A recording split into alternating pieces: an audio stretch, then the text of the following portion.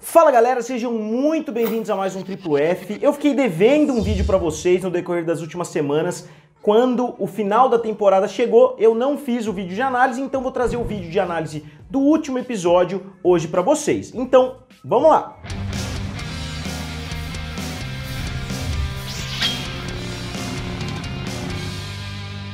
E galera, se vocês ainda não são inscritos aqui no canal Triplo F, se inscrevam. O YouTube tá realmente muito difícil de navegar aí nessas últimas semanas e com frequência eu tenho perdido inscritos, eu vou dormir, eu acordo com 300 inscritos a menos e muitas pessoas falando que não estão recebendo as notificações. Então se vocês ainda não se inscreveram, se inscrevam e se vocês já se inscreveram, acionem as notificações para receberem todos os vídeos. Então, começando do topo, esse vídeo vai ser principalmente falando a respeito dos easter eggs e das referências desse último episódio da temporada, e obviamente a primeira referência de todas é uma referência a Star Wars, que já vem logo no título. O nome do episódio é Return of the Jedi, e obviamente é uma homenagem ao retorno de Jedi. E a referência se torna ainda mais evidente no decorrer do episódio conforme a gente vai avançando. E entrando no episódio, logo no começo a gente dá sequência à narrativa que a gente tinha visto no 9º episódio da terceira temporada, The ABCs of Beth, ou seja, a gente continua a história da Beth ser ou não ser um clone, e logo no começo do episódio muitas pessoas reclamaram no meu vídeo anterior que eu tinha dado um spoiler e etc, mas não, porque não foi uma revelação do episódio, foi uma coisa que já começou o episódio aparecendo. Então, a própria Adult Swim postou coisa parecida também, já com a imagem das duas juntas. E nesse episódio, The ABCs of Beth, a gente vê o Rick oferecendo para Beth se ela quer ter um clone para ficar na casa, enquanto ela sai para explorar o universo, a galáxia, e a gente não vê qual decisão ela tomou, mas no começo desse episódio a gente é levado a crer que a Beth escolheu sim deixar a casa dela, que ela escolheu deixar a família. A gente descobre no final do episódio que não foi exatamente isso que aconteceu. E ela conseguiu uma cicatriz na cara e uma pintura no cabelo. A cicatriz na cara não só é uma forma de tornar ela mais fodona do que a Beth original, como também é uma forma de diferenciar as duas. É uma coisa muito comum da gente ver em séries ou filmes que exploram realidades paralelas, porque é uma forma muito rápida de você diferenciar qual é qual. E a série Dark, que trabalha conceitos relativamente parecidos com Rick and Morty, a gente vê que isso acontece também. Tem uma personagem com uma cicatriz e a outra personagem não tem a cicatriz. E o capacete que a gente vê a Beth utilizando, o capacete de batalha da Beth, é bem parecido com o capacete dos Mandalorian que a gente vê no universo Star Wars também. E a gente não descobre muita coisa a respeito do que a Beth está de fato fazendo, né, nessas batalhas, mas a gente sabe que ela tá pelo menos lutando do mesmo lado que o Rick lutava anteriormente, porque ela tá matando os insetos da Federação. E ela tem uma equipe que parece ser formada por um robô, que lembra bastante um robô do universo Star Wars também, ou até mesmo aquele robô do Power Rangers. E assim como toda grande equipe em Star Wars, a gente tem que ver um droid ou um robô ali no meio. E a gente tem também uma versão feminina do Squanch, né, pra equipe ficar bem parecida com a equipe do Rick. E aparentemente a gente tem um inseto traidor, porque parece que tem um inseto da Federação lutando junto com a Beth. E o MX-5 é a tirada mais óbvia com Star Wars, quando eles falam que é uma máquina para destruir planetas, mas que ela não vai ter aquela falha absurda que as anteriores tinham, que é só você atirar em algum lugar e ela inteira explode.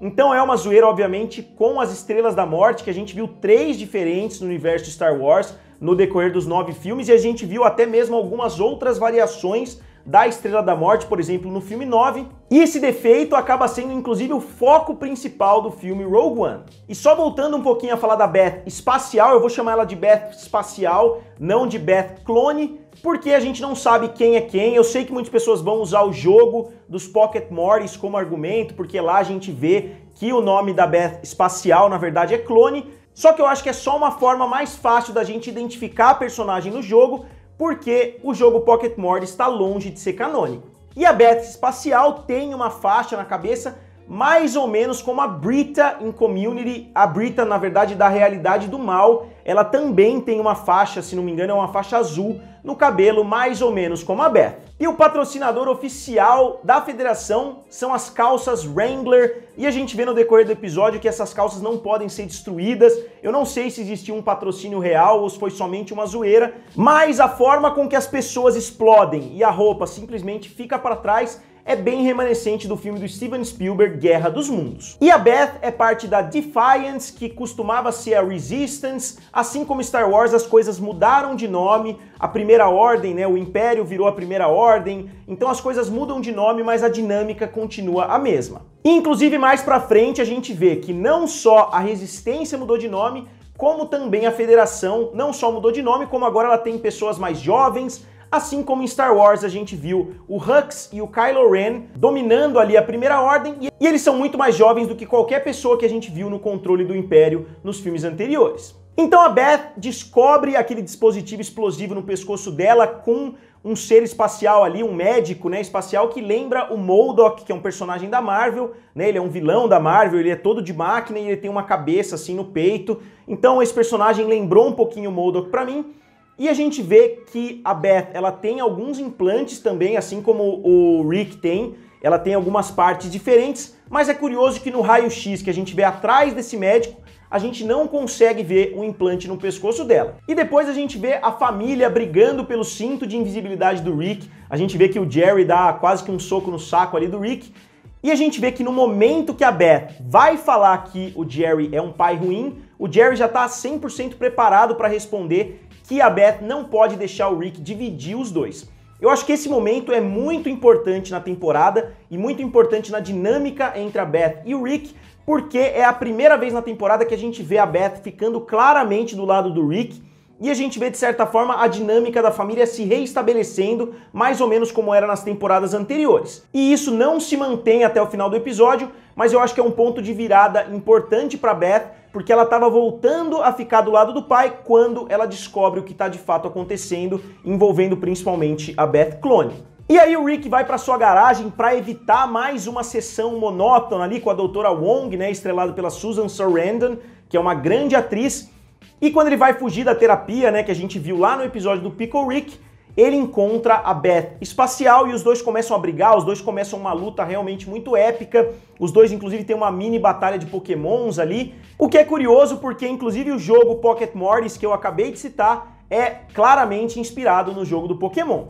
Enquanto isso, a gente vê o desenvolvimento bem rápido da trama envolvendo a Summer e o Morty brigando ali pelo cinto de invisibilidade. A Summer vai atrás de um crush dela ali, que tem uma casa meio caindo aos pedaços, e o cara tem aquelas marcas de caminhoneiro, e a gente vê que o Morty consegue o cinto de invisibilidade, foge, e a gente vê um quadro, um porta-retrato ali muito bizarro, com um velho bebendo, gritando. Realmente a gente vê que a Summer tem um gosto muito questionável ali para homens. Inclusive a mulher da foto tem um pijama de espiga de milho, e a gente vai lembrar que espiga de milho no universo de Rick and Morty não é um sinal tão bom assim. E em mais um episódio, depois do primeiro episódio da terceira temporada, a gente vê a Federação atrás do Rick, a gente vê o cânone da série avançando bastante e a gente vê o Rick indo no Shoney's. Se isso tem alguma relação, se o Shoney's é alguma coisa secreta, tá equipada pro Rick, eu não sei, mas é curioso que já é o segundo grande episódio que a gente vê ele indo para esse lugar. E ele fica conversando ali com a Beth espacial a respeito das coisas que ela tá fazendo, e ele diz que ela não vai ser uma heroína por muito tempo, mostrando que ele já teve ideais, que ele já se importou mais com as pessoas do que ele se importa no momento. E aí a gente vê a Tammy invadindo a sessão da Doutora Wong, e num dos momentos mais engraçados do episódio, o Jerry não consegue se lembrar o nome da Tammy, ele fala Tônia, Tâmia, Tammy. Então é um momento realmente muito cômico, e a gente descobre que o máximo que o Jerry pode fazer num momento como esses é simplesmente falar hã? Ele simplesmente fica questionando, e isso acontece 3 vezes durante o episódio. E eu sei que muitos de vocês não assistiram a série ao vivo, né, quando ela chegou no canal Adult Swim, mas é legal que depois ali de invadir a sessão da Doutora Wong, depois de falar aquela senha que solta um fogo e deles conseguirem escapar da Tammy, a gente vê o Rick citando o Wendy's, que é um patrocinador de Rick and Morty. A gente vê em todos os intervalos, se você estava assistindo pelo canal da Adult Swim, você viu que em todos os intervalos a gente viu essa propaganda do Wendy's, que eles estão ali no metrô e eles estão sendo seguidos pela gangue do Wendy's. E o Wendy's é um grande concorrente do McDonald's. Eu não sei se isso vai eliminar a possibilidade do relançamento do Szechuan Sauce, porque agora eles têm uma parceria muito forte com o Wendy's e também com a Pringles. Então eu não sei se isso vai, de certa forma, impedir que o McDonald's relance algum produto de Rick and Morty. Eu espero que não, porque nem chegou aqui no Brasil. E quando ele vai falar a respeito da simplicidade da narrativa envolvendo ele e a Summer, o Morty cita um dos meus filmes favoritos, que é Cidadão Kane, dizendo que o foco do episódio não era nele e na Summer, e sim no restante da família. E logo depois deles entrarem na nave, a gente vê a Summer e o Morty conversando, a gente vê que eles citam o Luke e a Leia. Obviamente o Luke e a Leia têm um momento afetivo ali nos filmes, porque o George Lucas não sabia que eles seriam irmãos no próximo filme. E eles citam também João e Maria, e vale lembrar que o filme do Jeremy Renner, né, aquele filme que saiu do João e Maria há uns tempos atrás, foi bem criticado porque tem cenas meio quentes ali entre os irmãos, e por isso a Summer faz o comentário que ela faz quando o Morty cita João e Maria. E finalmente a gente vê o épico retorno do Pessoa-Pássaro, né, ou Pessoa-Fênix. A gente vê uma porta se abrindo, muito parecida com a chegada do Darth Vader, quando a gente vê, acho que no Império Contra-Ataca, quando a gente vê aquela cápsula abrindo. E a gente vê que ele realmente está muito forte, a gente vê ele brigando numa luta muito épica com o Rick. A gente vê, obviamente, que o Rick tá mais fragilizado do que em outras temporadas e principalmente do que em outros episódios. E ele, inclusive, chega a falar que ele vai morrer no final da batalha, sendo que ele tinha muitos procedimentos de contingência para que isso não acontecesse com ele. Ele tinha formas redundantes até de evitar a morte. Então, se ele realmente correu o risco de morrer no final dessa batalha, será que ele desfez todos esses procedimentos? Será que ele não tem mais essas formas ali de sobreviver? E se ele realmente não tem mais essas formas, por que ele desfez tudo aquilo? E essa cena de luta, na minha opinião, foi a melhor cena de luta em Rick and Morty até o momento, e eles fazem referências a jogos de videogame que tem aquela câmera em raio-x, que mostra os ossos quebrando em câmera lenta. E eles também utilizam várias artimanhas para deixar a cena de ação mais empolgante. A gente vê aquela hora que o Rick dá um pulo, a gente vê que o fundo muda, fica um fundo muito mais dinâmico para criar aquela sensação de urgência, para criar aquela ação visual. E a gente vê a hora que o Rick vai dar o soco também, a gente vê o raio-x que ele ainda tá com um braço de metal que ele colocou no episódio The ABCs of Beth. Então a gente vê mais uma ligação entre esses dois episódios, e a gente vê que provavelmente nesses últimos meses aí, o Rick pelo menos não mudou de corpo, porque ele ainda tá com o mesmo braço. Enquanto isso, as duas Beths trabalham juntas e elas citam o filme Operação Cupido, e elas dizem inclusive que é o filme Operação Cupido mais o filme da Lindsay Lohan, porque existe uma versão mais antiga do filme, que também é da Disney e foi lançada em 1961. E a gente vê inclusive a Beth original fazendo um sotaque britânico, porque no filme Operação Cupido a gente vê que uma Lindsay Lohan é americana e uma versão da Lindsay Lohan é britânica. E depois de entrar na nave, a gente vê o Jerry mijando ali, a gente vê certinho que ele mijou em cima do sapato dele, porque o xixi faz a volta certinho no sapato. E o Morty e a Summer acabam deixando o cinto de invisibilidade para trás, e a Summer acaba salvando o dia jogando uma calça Wrangler dentro da máquina, né, dentro da MX-5, porque como a máquina não pode destruir uma calça Wrangler por causa dela ser patrocinadora, ela acaba destruindo a máquina inteira. Então a propaganda do começo era relativamente enganosa, porque eles falaram que a máquina não tinha um defeito, que não aconteceria o que aconteceu com as anteriores, e foi basicamente isso que aconteceu também. E o Morty fala que matou os dois insetos off-screen. E o que isso quer dizer? Quer dizer que ele matou fora de cena, e é um raro momento que o Morty quebra a quarta barreira. A gente vê também em determinado momento desse episódio que a Beth quebra a quarta barreira também.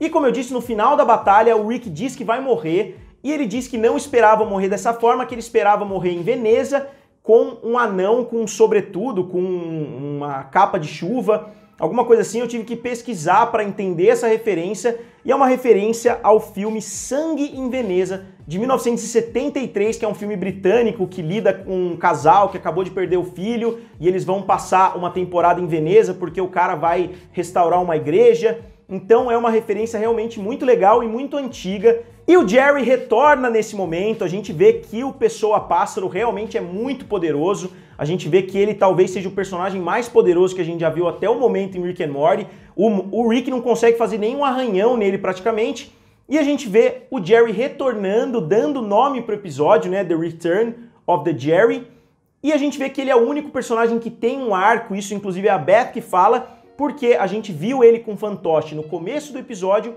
e ele concluiu o arco dele no episódio utilizando a Tammy como um fantoche também. E uma cena que eu não gostei tanto assim foi o fato deles terem conseguido derrotar o Pessoa Pássaro simplesmente desligando. Obviamente eles tinham que manter ele vivos, provavelmente pelo que eles vão fazer com o personagem na quinta temporada, porque a gente vê que o Rick tá mantendo ele vivo na garagem, mais ou menos como a gente vê no filme genial Todo Mundo Quase Morto, dirigido pelo Edgar Wright, onde a gente vê uma coisa bem parecida acontecendo no final do filme. Se vocês ainda não assistiram Todo Mundo Quase Morto, eu recomendo muito, é uma comédia envolvendo zumbis, é uma comédia realmente muito engraçada. E a gente descobre nesse momento que nem o Rick sabe quem é a Beth verdadeira, elas realmente não querem saber, e ele convida as duas para assistirem a memória dele, para tentar descobrir quem é a Beth verdadeira, porque nem ele lembra, ele tirou aquilo da própria memória. E uma coisa curiosa nessa cena é que a Beth já tinha conhecimento dos Mind Blowers, né, quando apaga a Bent,